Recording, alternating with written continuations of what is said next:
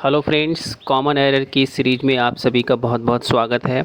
हमने अपने इस लेक्चर में लगभग 10 क्वेश्चंस लिए हैं जो प्रीवियस ईयर के डिफरेंट टाइप के जो एग्ज़ाम्स हुए हैं उनमें इनको पूछा गया है और ये आपके लिए बहुत ही ज़्यादा बेनिफिशियल हो सकते हैं। तो आइए शुरू करते हैं। जैसा कि स्क्रीन में हमारा पहला सेंटेंस दिया है, Sohan is one of those boys whom can play chess very well in the school. तो इस सेंटेंस में हम देखते हैं कि किस पार्ट में एरर दिया है। यहाँ हम देखते हैं ये दिया है Sohan is one of those boys. ठीक है, तो प्रीवियस वीडियो में मैंने आपके लिए बताया था कि जो वन ऑफ वाला फ्रेज होता है इसके बाद जो नाउन या प्रोनाउन आता है वो प्लूरल आता है। तो यहाँ तक तो सेंटेंस हमारा राइट है। इसके बाद यहाँ जो whom दिया है, ठीक है, ये जो whom दिया है, whom यहाँ पर ये जो whom है ये ऑब्जेक्टिव केस में है और ऑब्जेक्टिव केस के बाद कभी भी वर्ब का यूज़ नहीं किया जाता। जैसे कि यहाँ पे कैन एक मॉडल वर्ब है, कैन का यूज किया गया है, तो ऑब्जेक्टिव केस के बाद वर्ब का यूज नहीं किया जाएगा। ठीक है, तो हमें यहाँ पर whom के स्थान पर क्या करना होगा, who करना होगा, क्योंकि who जो होता है वो नॉमिनेटिव केस में होता है, यानी कि सब्जेक्ट केस में होता है और ये अपने साथ वर्ब लेता है। ठीक है, लेकिन whom जो होता है इसके साथ प्रोनाउन आता है। जो पर्सनल प्रोनाउन होते हैं सब्जेक्ट केस वाले, नॉमिनेटिव केस वाले, वो प्रोनाउन आते हैं इनके साथ। तो whom के साथ प्रोनाउन आता है, जैसे आई है, बी है, ठीक है, यू है या ही है या सी है, ये सब प्रोनाउन आते हैं whom के साथ।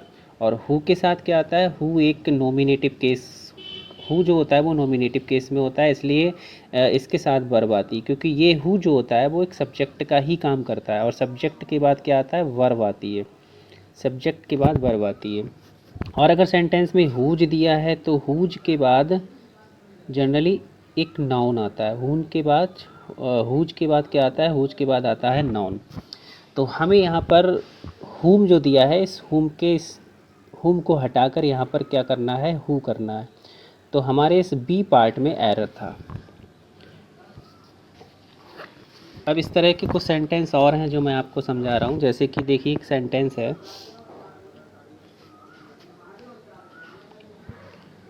दिस इज द गर्ल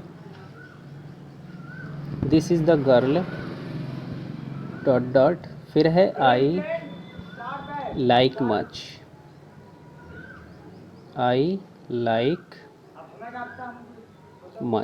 एक ये सेंटेंस है। ठीक है, इसके बाद एक सेंटेंस ये है, दिस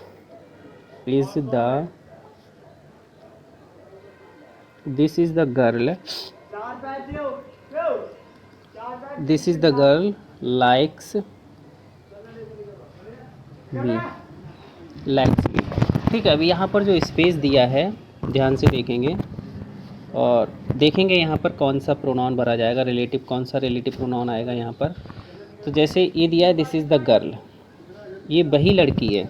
अब यहाँ पर ये देखिए प्रोनाउन है, जब यहाँ पर ये प्रोनाउन है तो हमें यहाँ पर क्या करना है, हमें यहाँ पर करना है whom। ठीक है, हमें यहाँ पर whom करना है। अब ये सेंटेंस दिया है दिस इज़ द गर्ल, ये वही लड़की है। अब यहाँ पर लाइक्स जो है वो है वर्ब, जब ये वर्ब तो यहाँ पर क्या करना है, who करना है, यहाँ पर हम करेंगे who।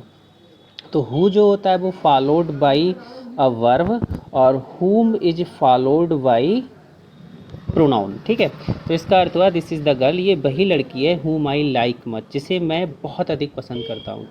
और इसका अर्थ हुआ दिस इज़ द गर्ल, ये वही लड़की है हु लाइक्स मी, जो कि मुझे बहुत अधिक पसंद करती है।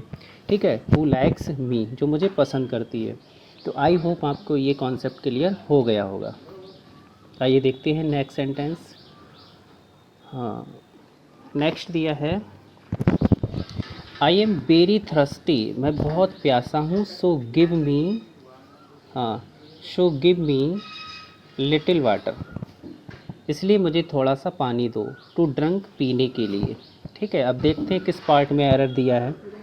अब हम यहाँ ध्यान से देखेंगे कि हमारा जो सी वाला पार्ट है, ये जो सी वाला पार्ट है, यहाँ पर जो लिटिल वर्ड दिया है, ठीक है, लिटिल जो होता है वो अनकंटेबल नाउन के लिए आता है, ये वाटर जो है वो अनकंटेबल नाउन है, तो यहाँ पर लिटिल आया है, सही है। लेकिन लिटिल का अर्थ क्या होता है? लिटिल का मतलब होता है, इसका मतलब होता है आलमोस्ट नन, आलमोस्ट नन, मतलब इसका ये हुआ कि करीब करीब ना के बराबर। लिटिल, अगर केवल लिटिल दिया है तो इसका मतलब होता है बिल्कुल ना के बराबर, ठीक है। अब पानी ना के बराबर अगर हम पानी पिएंगे तो उससे तो हमारी प्यास नहीं बुझेगी, तो हमें थोड़ा सा पानी चाहिए। यहाँ पर सेंस ये आ रहा है कि मुझे पीने के लिए थोड़ा सा पानी दो, मैं प्यासा हूँ, मुझे पीने के लिए थोड़ा सा पानी दो। और केवल लिटिल का मतलब होता है बिल्कुल ना के बराबर, ठीक है। तो इस लिटिल से पहले अगर आर्टिकल आ लगा दिया जाता है, अगर अ लिटिल कर दिया जाता है तो इस अ लिटिल का मतलब हो जाता है सम, सम हो जाता है, ठीक है। सम का मतलब क्या हुआ? थोड़ा सा। तो यहाँ पर क्या एरर है? सेंटेंस में एरर है कि लिटिल से पहले हमें यहाँ पर क्या लगाना है? A little water. तो आ लिटिल का मतलब क्या हो गया? थोड़ा, थोड़ा सा, और वाटर माने पानी। तो मैं प्यासा हूँ और इसलिए मुझे पीने के लिए थोड़ा सा पानी दो। इसके बाद नेक्स्ट सेंटेंस हमारा दिया है 5 days past since I came to my home town on vacation. तो यहाँ हम ध्यान से देखेंगे, सिंस का यूज किया गया है सेंटेंस में। ये वाला जो सेंटेंस दिया है यहाँ पर, ये सिंस का यूज किया गया है, और सिंस जो है वो यहाँ पर एक कंजक्शन की तरह यूज किया गया है, ठीक है। ये यहाँ पर एक कंजक्शन है। कंजक्शन क्या होता है? कंजक्शन दो वर्ड्स या दो से अधिक वर्ड्स या फिर दो क्लासेस को जोड़ने का काम करता है। जैसे एक क्लास ये है और एक क्लास हमारा ये है पूरा यहाँ तक, ये दो क्लास को जोड़ने का काम कर रहा है सिंस। और ये टाइम को भी शो कर रहा है, मतलब 5 days पास्ट, 5 साल बीत गए since I came to my home town on vacation. तो यहाँ पर ये पहली बात तो टाइम को शो कर रहा है, कंजक्शन का काम कर रहा है। जब ये कंजक्शन का काम करता है तो जो प्रिंसिपल क्लाज होता है, जो मेन क्लाज होता है, अब इसमें मेन क्लाज कौन सा है? इसमें जो मेन क्लाज है, ये वाला मेन क्लाज है 5 days पास्ट, ये प्रिंसिपल क्लाज है, ठीक है। इसको हम मेन क्लाज भी कहते हैं, मुख्य उपवाक्य भी कहते हैं। ये हमारा प्रिंसिपल क्लाज है। और जो I came to my home town, ये जो है वो कौन सा क्लाज है? वो है सबऑर्डिनेट क्लाज। ये है हमारा सबऑर्डिनेट क्लाज, ये सबऑर्डिनेट क्लाज है, ठीक है। तो इसका एक फॉर्मेशन होता है कि अगर सिंस का प्रयोग कंजक्शन की तरह किया गया हो तो प्रिंसिपल क्लास जो होता है वो बनता है प्रेजेंट परफेक्ट में। मतलब ये किस में बनेगा? ये बनेगा प्रेजेंट परफेक्ट में। और प्रेजेंट परफेक्ट की हेल्पिंग वर्ब क्या होती है? सब्जेक्ट, और सब्जेक्ट के बाद क्या आता है? हैज़, या यहाँ पर हैव आता है, ठीक है। और जो सबऑर्डिनेट क्लाज है, जैसे कि सबऑर्डिनेट क्लाज है, तो सबऑर्डिनेट क्लाज जो बनता है वो पास्ट इंडेफिनिट में बनता है। और पास्ट इंडेफिनिट में क्या आता है? सब्जेक्ट आता है प्लस मेन वर्ब की सेकंड फॉर्म आती है। तो अब हम यहाँ ध्यान से देखेंगे कि सिंस के बाद जो सबऑर्डिनेट क्लास दिया है उसका तो फॉर्मेशन सही है, उसका स्ट्रक्चर सही है। आई जो है वो सब्जेक्ट है, ठीक है। और जैसे कि मेन वर्ब की सेकंड फॉर्म है तो केम मेन वर्ब की सेकंड फॉर्म है, यहाँ तक सेंटेंस हमारा सही है।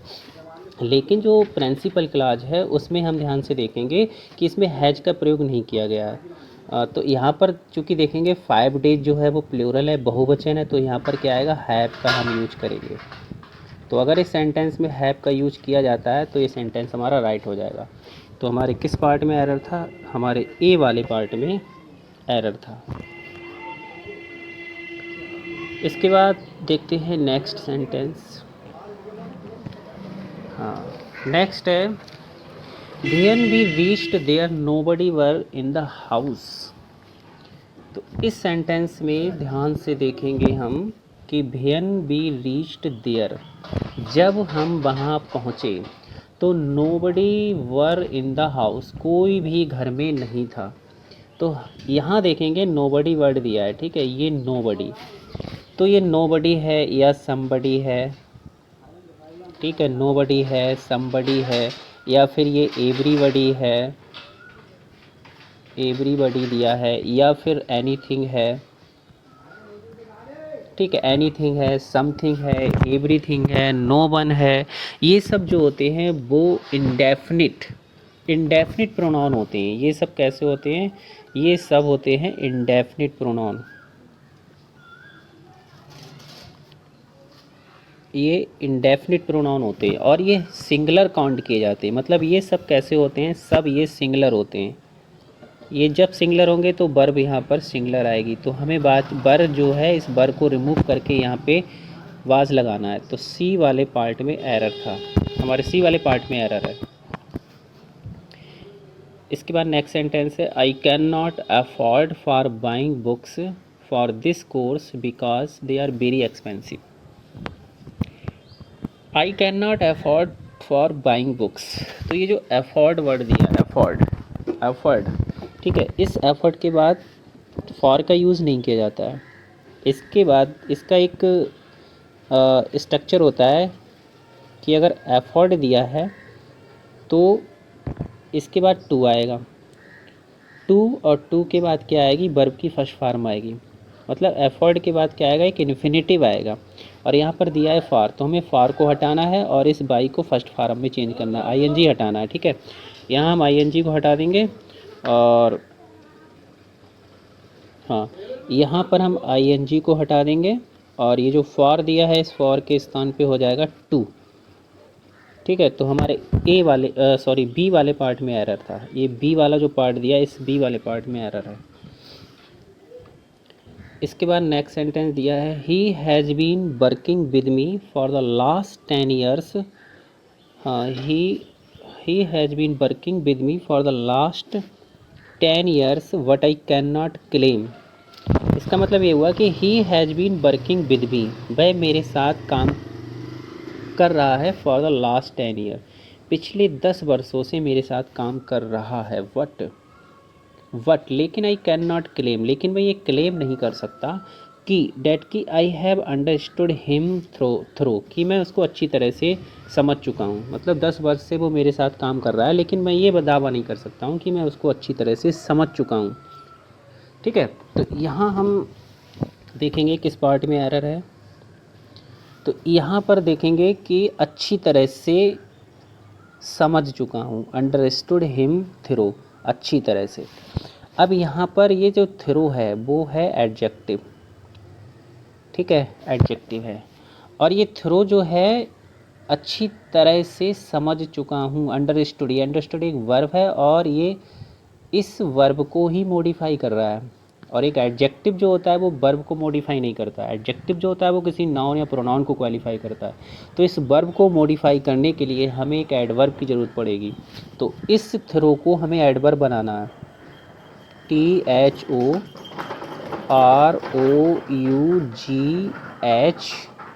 जोड़ देंगे, ठीक है। तो अगर हम इसमें LY जोड़ देते तो ये हमारा एक एडवर्ब बन जाएगा जो कि इस वर्ब को मॉडिफाई करेगा, ठीक है। तो थ्रोली का मतलब क्या होता है? अच्छी तरह से। इसके बाद नेक्स्ट है, cricket has become so popular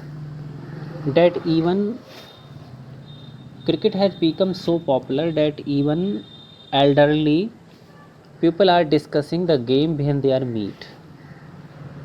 तो इसका मतलब क्या हुआ? इसका मतलब हुआ कि क्रिकेट जो है has become so popular, cricket जो है वो इतनी प्रसिद्ध हो गई है, क्रिकेट का जो खेल है वो इतना प्रसिद्ध हो चुका है कि डैट इवन एल्डरली, कि यहाँ तक कि जो बड़े लोग होते हैं, जो बुजुर्ग लोग होते हैं, आर डिस्कसिंग द गेम, वो उस गेम को डिस्कस करते हैं, उसके बारे में चर्चा करते हैं, डिस्कस करते हैं, व्हेन दे मीट, जब वो मिलते हैं।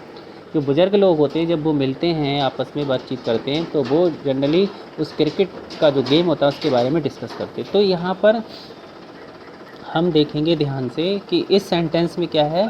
इस सेंटेंस में प्रेजेंट की हैबिट बताई जा रही है, प्रेजेंट की बात की जा रही है कि वो डिस्कस करते हैं। यहाँ देखेंगे कि वो क्या करते हैं, वो डिस्कस करते हैं, ठीक है। जब प्रेजेंट की बात की जा रही है तो यहाँ पर प्रेजेंट इंडेफिनिट का यूज़ किया जाएगा।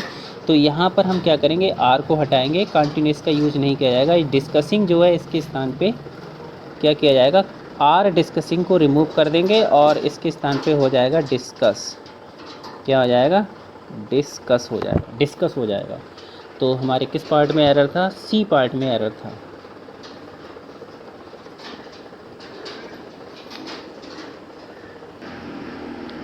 इसके बाद नेक्स्ट सेंटेंस दिया है कि पीपल हैव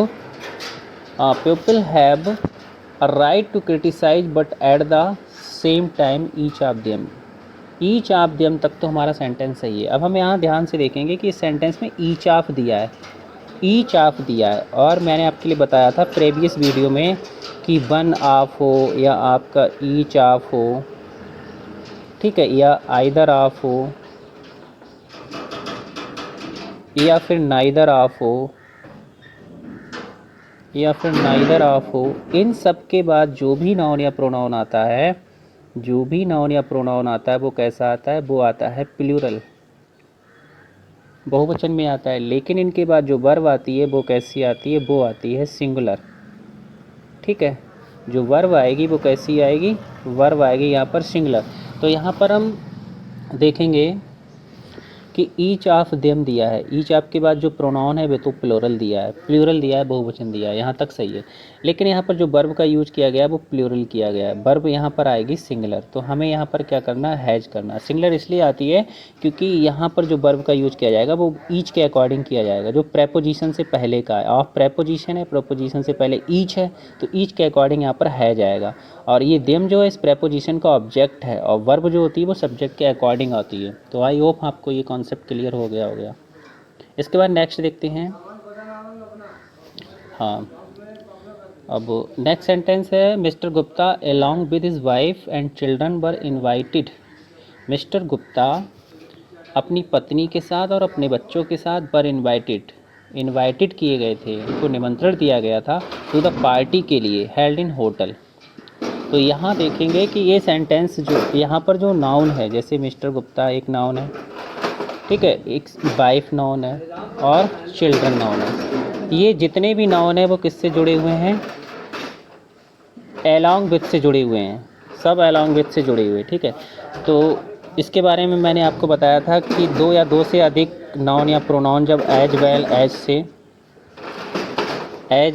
से, ठीक है, या विद से या विद से बना हुआ जो भी एक्सप्रेशन है, जैसे कि अलॉन्ग विद है या फिर टुगेदर विद है,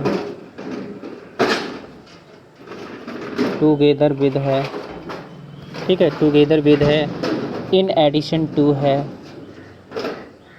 इन ADITION, इन एडिशन टू है, ये एक एक्सप्रेशन है। इसके बाद बिसाइड्स है, लाइक है, LIKE, लाइक है, या फिर एक वर्ड होता है